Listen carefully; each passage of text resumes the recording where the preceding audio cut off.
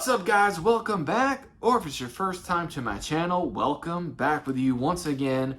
I guess you can see the thumbnail, you can see the title of the video. Hopefully you're returning. You've watched the previous episodes, installments, whatever of this, and you're back for more of my movie collection and my rambling, talking about movies and stuff like that. Today we are on to C. So we're moving on to letter C, and this is what we got to get through there for C. And we're starting it off with a really good one right off the bat. That's one of the things I kind of hate, just a little side note about when it comes, like, I'm a huge horror fan, I love horror, but a lot of the times when I'm doing hauls or something like that, you don't really see that. That doesn't come across because, unfortunately, a lot of the horror movies that I love and everything, I already own. So, there are a couple spots I still need to fill in that I'm always searching for certain titles. But for the most part, I have, a lot of my favorites and a lot of the big ones, a lot of the well-known ones. So it's, something like this actually gives me a chance to talk about some horror, which is cool. But because right off the bat, we've got Candyman, the original Candyman with Tony Todd.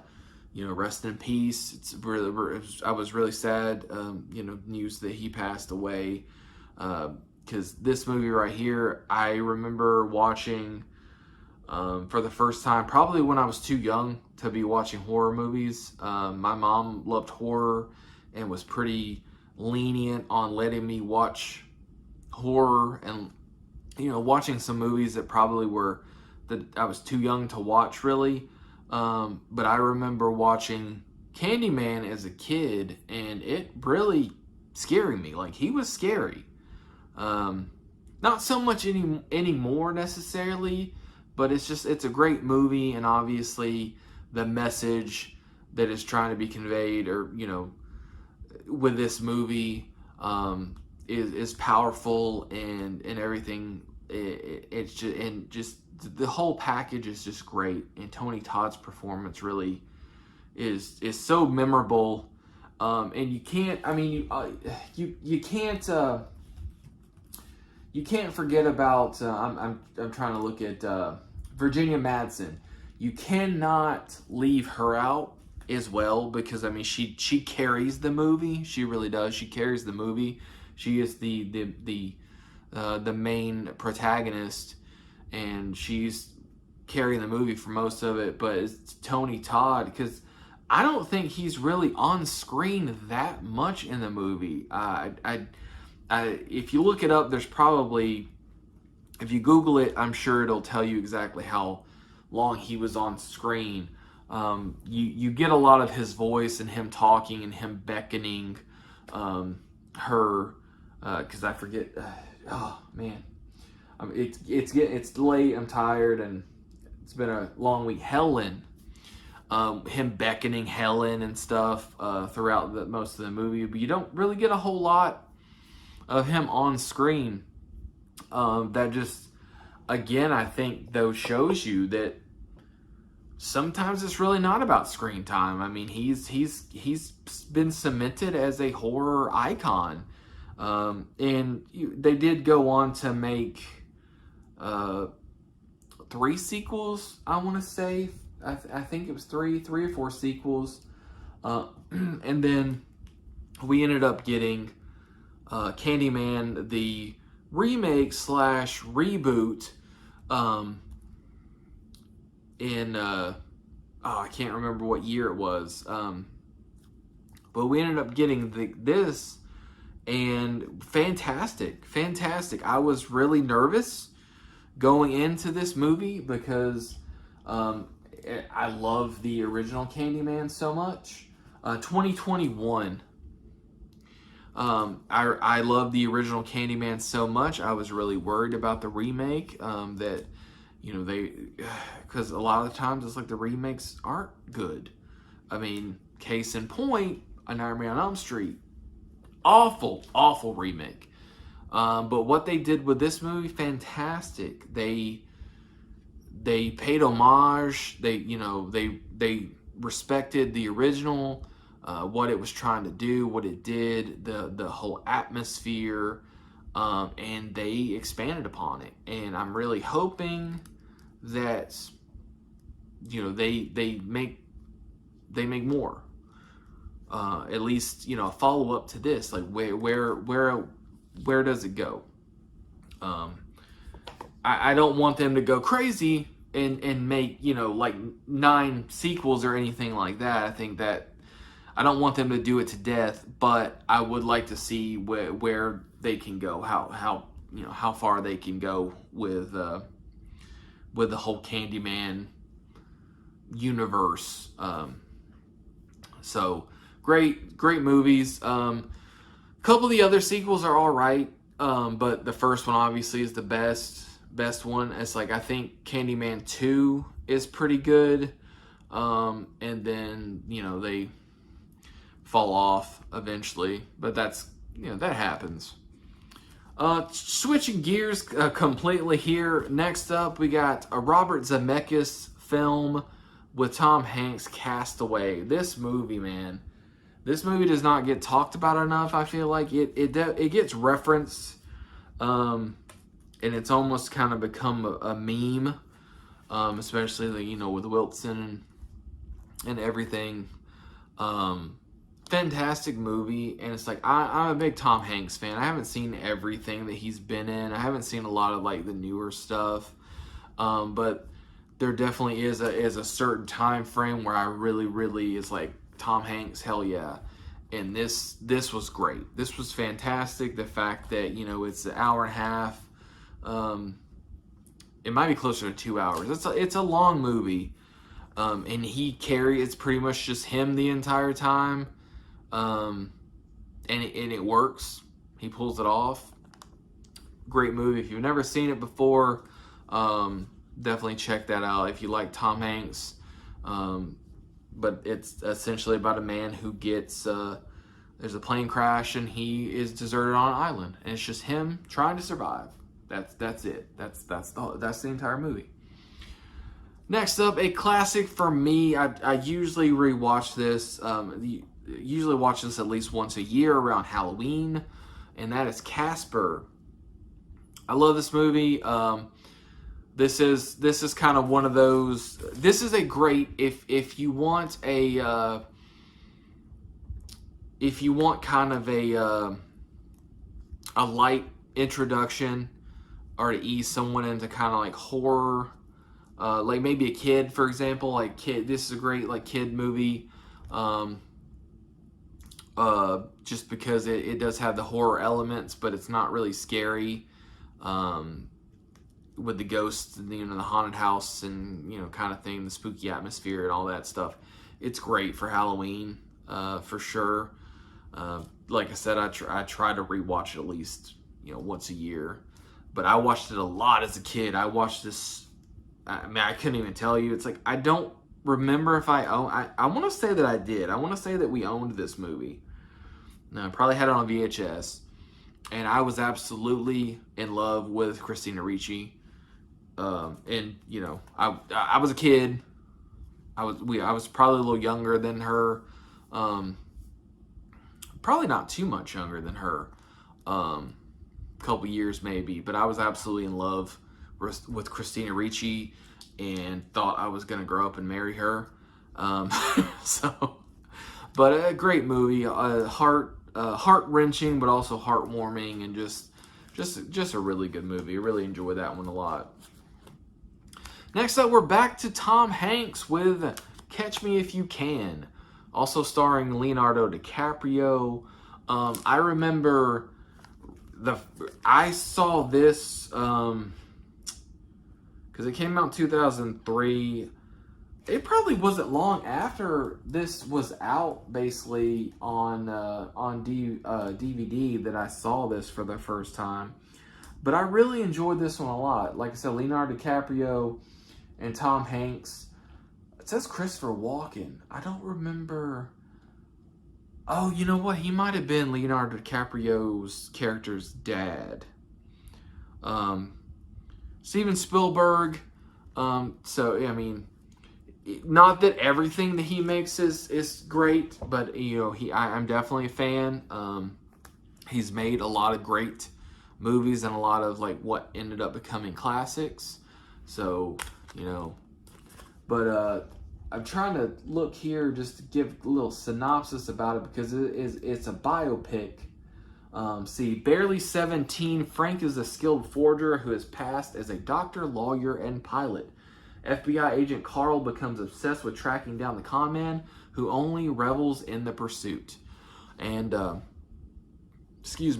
Frank, obviously Leonardo DiCaprio. The FBI agent is Tom Hanks, and it is based on a true story about a guy that back in, because I forget when it's actually set, maybe the 60s, 50s, about a guy that forges documents, and like it says, he's able to become a doctor. He's able to basically cosplay as a doctor and a pilot. He is able to forge checks and everything like that, and get money that way. And it's a whole cat and mouse game of him trying to stay one step ahead of the FBI agent trying to catch him. And it's a really good movie. Probably not 100% accurate like most biopics aren't, but still very, very good movie. Next up, got this movie called Cedar Rapids, the Super Awesome Edition. I grabbed this in one of my Dollar Tree hauls, a couple years ago. $1.25, and I was just like, why not? It's actually pretty good. I enjoyed it. It's not one of those where I'm just like, it's gonna win awards and all this stuff. It's a pretty good comedy. I enjoyed watching it, and I would say if you catch it on streaming, give it a watch. Make sure I'm putting these back in order here. Next up, oh man, this movie. Whoa, this movie. I saw this when I don't know how young I was. I might have been too young to really fully get this movie, but wow. The Cell. Vincent D'Onofrio, Jennifer Lopez, back when Jennifer Lopez was a pretty good actress. But Vincent D'Onofrio is fantastic in this movie. Most roles he owns. He is Kingpin. It's fantastic.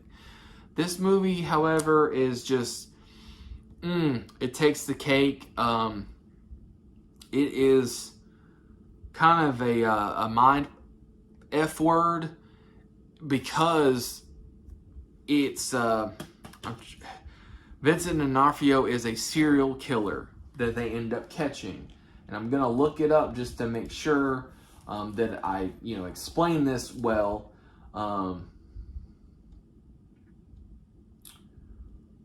Vince Vaughn is also in this. I forgot about that. What does it say here? FBI agent pursues a social worker who is adept with a new experimental technology to enter the mind of a comatose serial killer in order to learn where he has hidden his latest kidnapped victim. So I think Vince Vaughn is the FBI agent. Jennifer Lopez is the social worker, and then obviously, like I said, Vincent D'Onofrio is the serial killer. But it's the whole thing where she, through this piece of equipment, she enters the killer's mind, and it's wild. It's very visual. It's a very visual movie.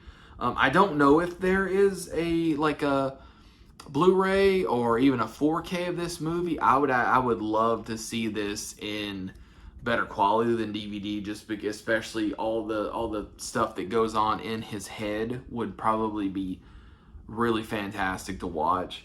Very visual, very crazy. Some of the outfits are just amazing. But just think about going into a serial killer's brain, and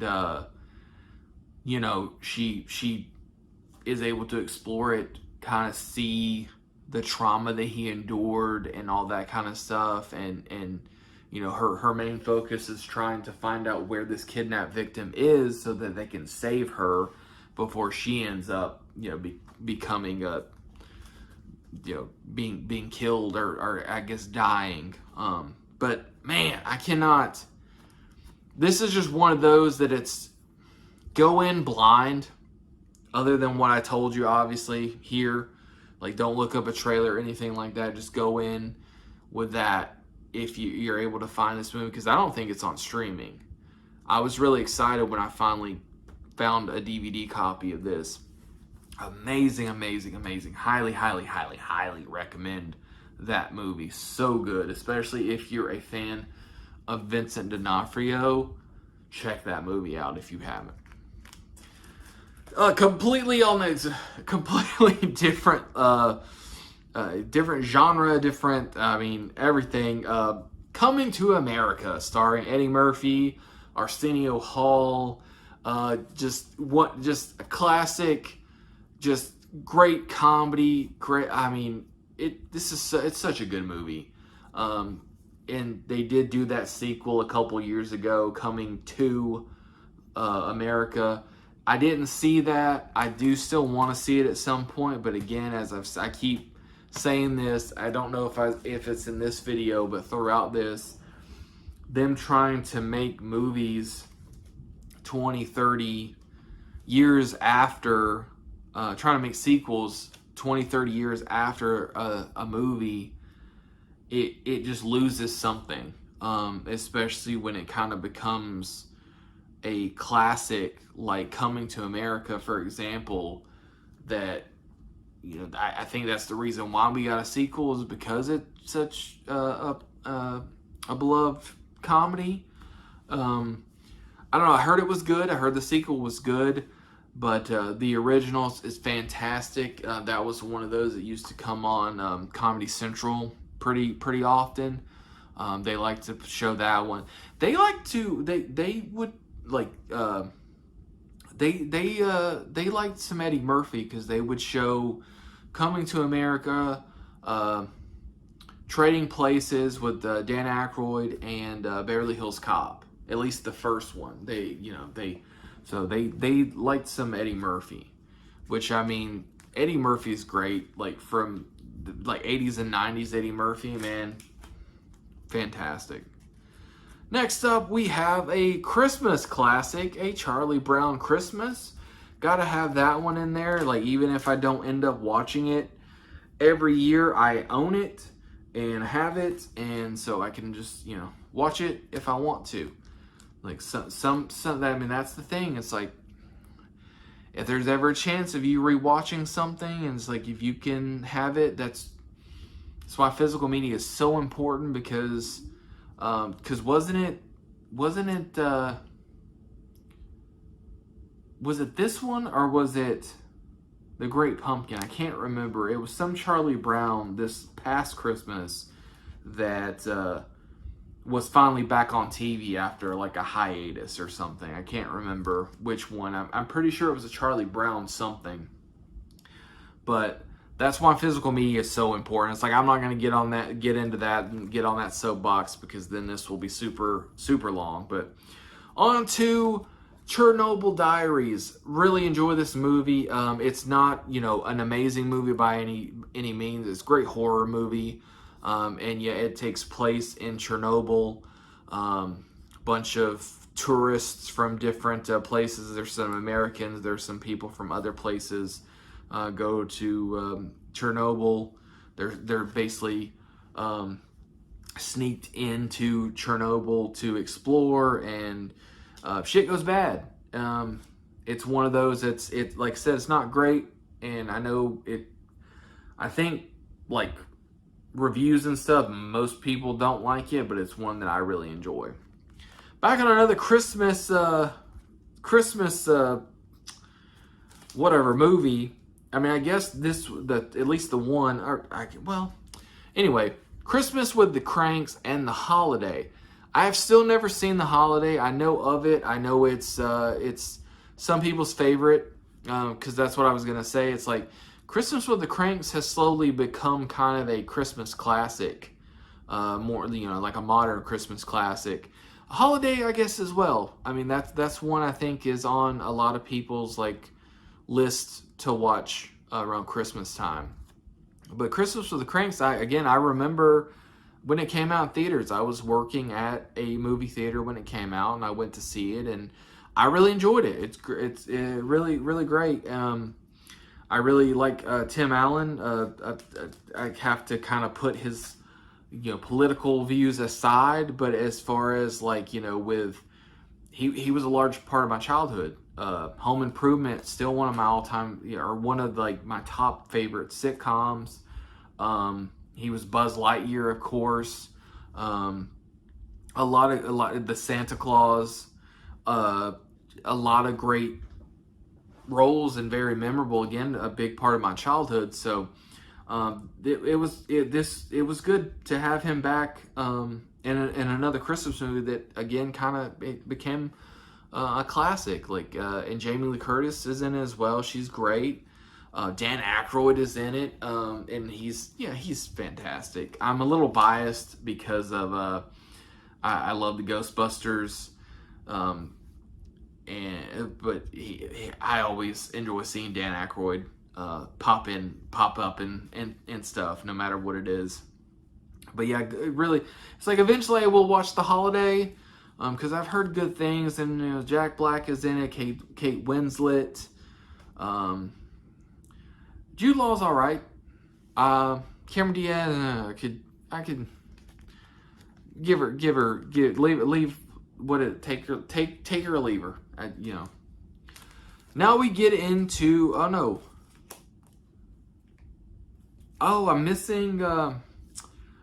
I just realized something because of doing this. I'm gonna end up missing some of my movie collection because I am currently also going through my doubles. 1 second. Alright guys, so sorry about that. I just realized right now I'm reorganizing and stuff, and I pulled out a bunch of my duplicates and stuff to check to make sure, you know, the special features and all that kind of stuff before I end up doing away with the duplicates. And some of the C's are in that stack, because I was about to get in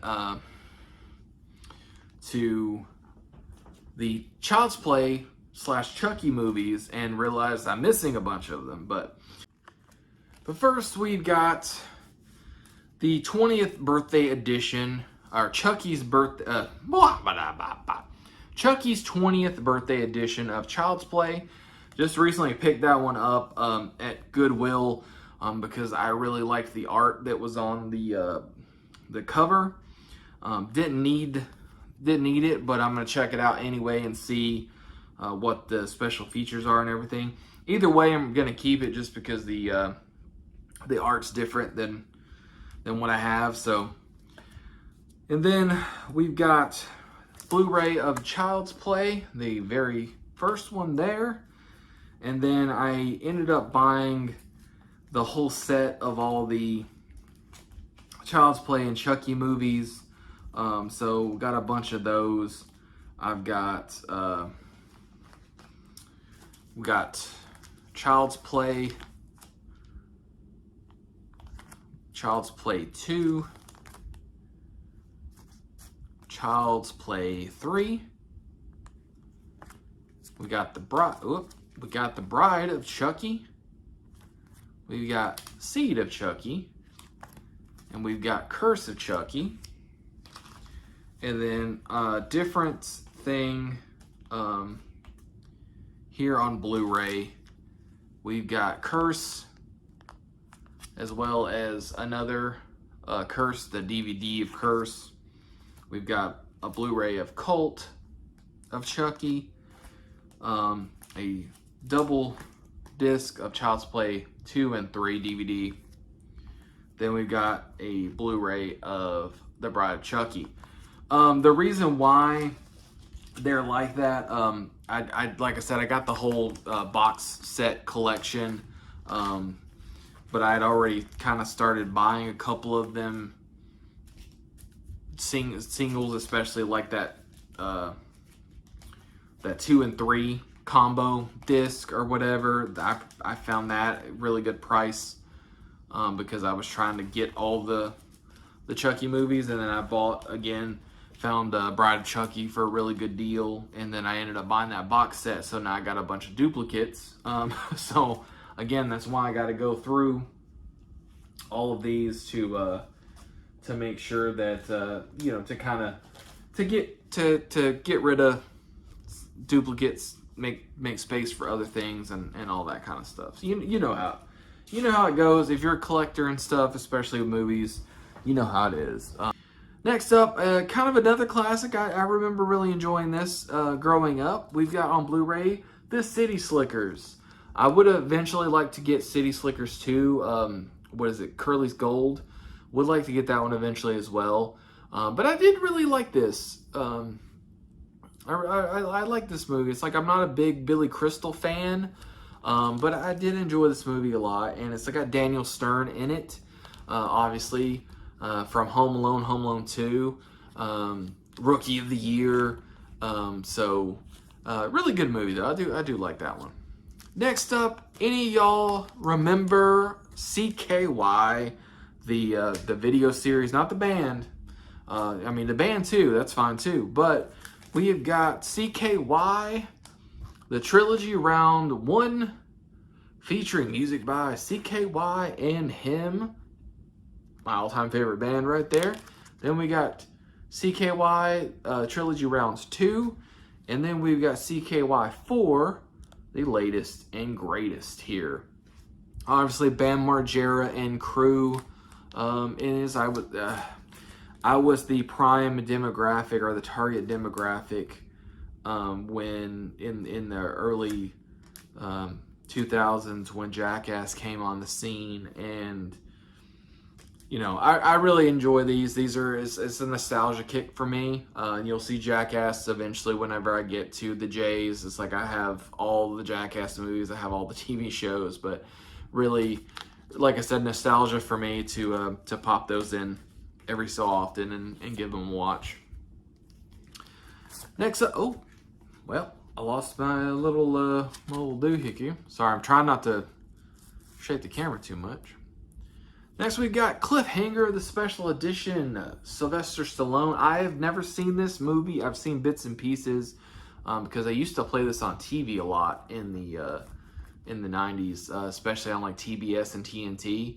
This used to be on. I just never watched it. But I ended up finding, I think, I want to say it was probably, because it looks brand new, it was probably Dollar Tree. So I picked it up. It might have been in like a double pack or something like that too. Who knows? But, it might have been like a double thing with like maybe Cliffhanger and Rocky or something like that. But ended up picking that up. I'll give it a watch at some point, I'm sure. So it's just a little bit more difficult for me because I don't have cases. Either way. Then we've got Cloverfield here. Fantastic movie. Oh man. That movie was a phenomenon when it first came out. Like, people just could not stop talking about Cloverfield and how awesome it was. And it was great. I'm not a big found footage guy, but that movie is an exception for me. It's like, I love that movie. Then we've got Clueless, 90s classic there. The Whatever edition. Whatever, because it's got the exclamation point on there. Great movie. Oh man, watched that so many times over the years. Then we've got a DVD of The Collector. Oh man, such a fantastic movie. This is one of those that is going to end up on some lists once I start doing some of those kind of videos. The sequel, The Collection, it was disappointing compared to this. This movie is fantastic. And then they're supposed to be making a third and final movie. I forget what that one's going to be called. Collection. I forget what the third one's going to be, but it's going to be in that same kind of vein. Next up, we got Blu-ray of Con Air. Fantastic movie. Nicolas Cage, one of his best, of course. And then, there's John Cusack again. And then, John Malkovich as Cyrus the Virus in this movie. Man, this is just a classic movie. Just so rewatchable. Such a great cast. Like, Danny Trejo was in it. Dave Chappelle. Steve Buscemi. It's just fantastic movie, man. Like, just, I don't know. And it's there was also just something about movies in the 90s where there's so many one-liners and quotable scenes and stuff that are just like, all the time I'm constantly like just randomly just be like, put the bunny back in the box or whatever. And so, it's one of those things that's one of those movies that's definitely stayed with me from childhood. Next, we've got Morgan Spurlock. I'm not going to say rest in peace to him necessarily, but Morgan Spurlock presents Confessions of a Superhero. Really good, if I remember correctly. It's a pretty good documentary, because it was essentially exploring the people that play the characters at in like Hollywood, on the Walk of Fame and stuff like that, for tourists that go and see. And it's these people that basically that's their career. They've made a career out of being someone else. I remember it being pretty good. I don't remember it being Morgan Spurlock, but pretty good movie. I only watched it like one time. That was back when I first got it, and that's been I don't even know when did this even come out. 2007. So it's been a while. Next up, Congo. This one's, I've watched this a bunch of times over the years. Great movie. This was supposed to be the next Jurassic Park, and unfortunately it fell short. I really enjoy this movie a lot. Just a great movie. Like I said, very rewatchable. I've watched it many times, and it's one that used to come on TV a lot, and that's probably why. Next up, The Conjuring and The Conjuring 2 on DVD. I enjoy those a lot. The Conjuring movies, Annabelle, all those, the whole Conjuring universe is great. Eventually, I think they're gonna, maybe they already have, maybe it's already kind of burned itself out. I don't really know, but I really do enjoy what they've done so far. Of course, some better than others. Like I really love the first Conjuring movie, and I forget. I always get the Annabelle movies mixed up, because I think it's like the first one and then the last one is pretty good. And I've still yet to see The Nun. I haven't watched, or not The Nun, La Llorona. I haven't seen that one yet. The Nun was pretty good. I haven't seen the sequel yet, but I do really like the Conjuring universe.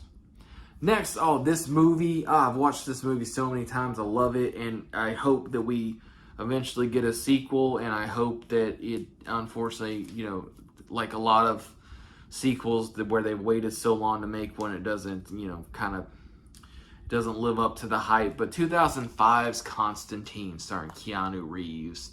And I talked earlier, or in an earlier video, about my love for Keanu way back, since the 90s, seeing him in Bill and Ted's Excellent Adventure, and Speed, and of course The Matrix. Loved him long before John Wick. But this movie's fantastic. Love this movie so much. And it's I don't know. It's one that I don't think gets talked about enough. Next is Karina. Ray Liotta, Whoopi Goldberg. I forget the little girl's name. Oh, man. But I remember seeing this movie probably when I was, 1994. Wow. I should not have looked that up. But Tina Majorino, is that how it's said? Anyway, great movie. Haven't seen it in a really long time, but I saw it as I remember seeing it as a kid and really enjoying it. Another movie I saw as a kid, and I watched this a lot because it's like I think my mom owned the VHS, and that is The Cowboy Way, starring Kiefer Sutherland, Woody Harrelson. Fantastic movie, such a good movie. It's mostly a comedy, but it also kind of has like a crime drama element to it as well. It's kind of hard to explain, but I think it is listed as a comedy. Fantastic movie though. One that I don't think most people know about. I think it's one of those that kind of flew under the radar. Anybody that ever brought it up to about it just hasn't seen it. You know, there's like, what is that? Woody Harrelson, Kiefer Sutherland, it's Cowboys, but great movie. Dylan McDermott is the villain. I forgot about him being. Yeah, he's the villain in the movie. I don't remember Luis Guzman being in there. Oh yeah, Ernie Hudson is briefly in it as well. Anyway, yeah, from 1994 as well. The Cowboy Way, Kiefer Sutherland and Woody Harrelson. Oh yeah, I was looking to see what genre did it list this as, and I'm not seeing it. Action, comedy, crime, and drama. Okay, so next up, The Craft. Oh man, what a movie! This movie right here, very 90s, man. And with The Crow and The Craft. There's no wonder that there was such an explosion of like goth and scene and emo and all that stuff in the late 90s, early 2000s and stuff like that. It was like these movies made that stuff look so cool. The Craft, I don't know. I don't really know what to say about it. It's about witchcraft, and I know. And it does a great job of not vilifying witchcraft, but also not glorifying it either. It shows you both sides of it. It shows you, and I know witchcraft and the whole Wiccan religion and stuff had a big explosion because even in late 90s, early 2000s, there was a lot of people my age. I was like 15. Or so, 13 to 15 in like 2000, and a lot of people claimed to be Wiccan, especially a lot of like teenage girls. But this did a really good job of not making it. It showed both sides. It showed the good side and the bad side, and and what not to do. Let me just say that. All right. We're almost to it. I don't know how long this is going to be, and I'm sorry if this one is super long. Since I had to cut, I don't know where I'm at. Got Jason Statham, Amy Smart, and Crank. Man, this movie's wild. I don't really care too much for Crank 2 High Voltage. This one, though, was fantastic. I love this movie, or I haven't seen it in a really long time, but back when it first came out, I really enjoyed this movie a lot. Very fun. Next movie, we got this one. I don't know if anybody remembers this movie at all. Crazy Beautiful is what it's called. Kirsten Dunst and I'm trying to remember his name before I actually pull it up. Hernandez, Jay Hernandez. It is a 2001. It is a rom-com. It's got like a little bit of drama in it as well. Not rom-com. Why did I say rom-com? It's a romance with drama about two kind of star-crossed lovers from different walks of life. Kirsten Dunst, obviously, a white girl, blonde hair. Jay Hernandez is Hispanic, and that whole thing of basically like interracial dating and stuff like that. But it's a very good movie, and like Kirsten Dunst's character has some mental illness issues and stuff too, so it kind of tackles that a little bit as well. But it's it was that time, like 2001. It's like we had a lot of movies like this, the whole star-crossed lovers, young love, like type kind of movies. People from different either from two different worlds somehow coming together and falling in love and stuff, and kind of having to, at least in this scenario, fight for their love, fight to be together. It's a really good movie. I enjoy it. I haven't seen it in a really long time, but I really loved it back in the day. That's why I own it. And then next we've got the Blu-ray of The Crow. And then I've also got the 4K of The Crow from the Walmart exclusive Steelbook that I just couldn't pass up on. It was too freaking cool. Maybe I'll show that in a video if you guys are interested. But The Crow, again, The Crow and The Craft, man, they just made the whole like goth, thing just look so cool. But The Crow is a very, very cool movie. Very good. Brandon Lee, unfortunately, died way too young. It would have been great to see what he would have gone on to do after The Crow. And, would The Crow, because I remember The Crow being a big deal at the time.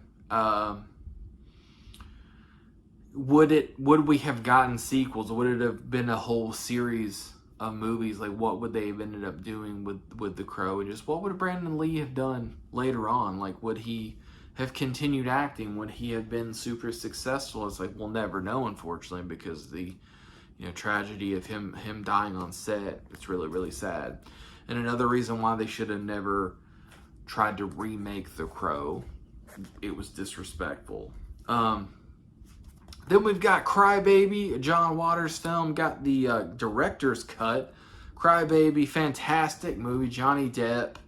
I love this movie so much, and I'm not a big musical guy, but I love this movie. I've seen this so many times. Luckily, it played on TV a lot growing up. I'm a Johnny Depp sucker. He was one of those that I would watch pretty much anything he was in for a long time. Love Crybaby. Next up, we've got Cry Wolf. I have not seen this movie in a really long time. I think I saw it back, around the time that it came out in the early 2000s. 2005, mid-2000s. Saw someone review it, talk about it, and made me want to see it again, and I was able to find a copy of it at Goodwill. So, $1.25 for that sucker. And eventually I'll give that a rewatch, and hopefully I enjoy it. Last but certainly not least, guys, thank you so much for hanging in there. If you have to this point, the last movie in the seas, we have Cursed, the unrated version. Cursed, directed by the late, great Wes Craven, the man that created Freddy Krueger. We've got Cursed. Christina Ricci. This was a really, really young Jesse Eisenberg. Shannon Elizabeth is in it. This movie's fantastic. I really wish that we would have gotten